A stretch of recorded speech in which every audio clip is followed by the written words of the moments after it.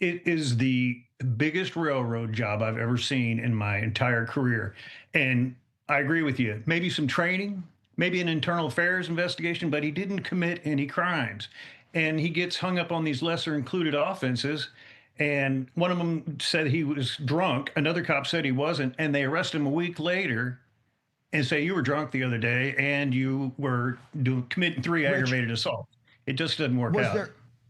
there any field sobriety test done on him to even prove that he was drunk? No nystagmus test, no ABCs backwards, no blood test, nothing. They let him go. All right, let me play the interaction because maybe if you're a jury and you don't know law enforcement, I've been around cops a lot. You know, I've even trained with you, and salty language is how you control suspects. That's the bottom line. Let me play it, and then you explain to me what he was doing from a tactical perspective here. Careful say about it, I'll you back to you. Get the out of here. If I see you downtown again tonight, guess what will happen? What's going to happen? Get the out of here now. What do you think will happen? What do you think? Get the out of here now. We touch this one? What car? All right, Rich, take me through from an officer's perspective what's happening here as he's giving those commands. You have to speak the same language that everybody understands. You know, I can't stand it when somebody says, sir, unless they are a real sir. These guys are burglary suspects. And sometimes you got to tell them to get the hell out of here, or even saltier than that.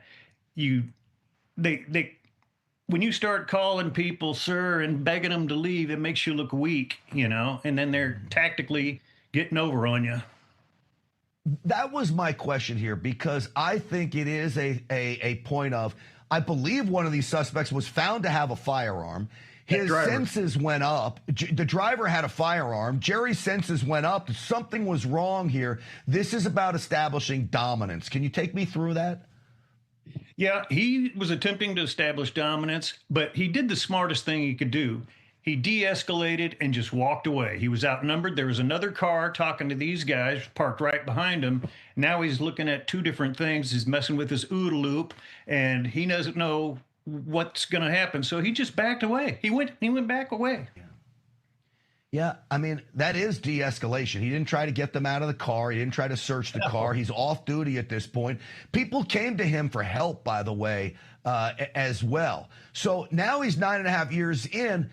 Rich, you were called to testify by the defense on behalf of him to basically say some of the same things you're telling me now for the jury to hear it. Your resume is long. I've known you a long time.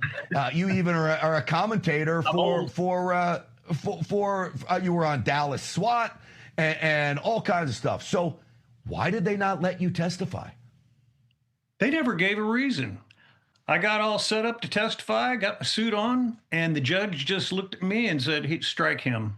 No reason. And later on, they allowed one of the officers from Palm Beach County, or the city, they allowed him to testify on behalf of the prosecution. So tell me why. I have no idea. There was no crimes committed at all. All right. Here's what's really drives me crazy. He's been in prison for 3.5 years now. Where is the outrage? There's no other media outlets are covering this. I don't see this on conservative media. I'm just learning this now 3.5 years later. I wish I learned of it earlier.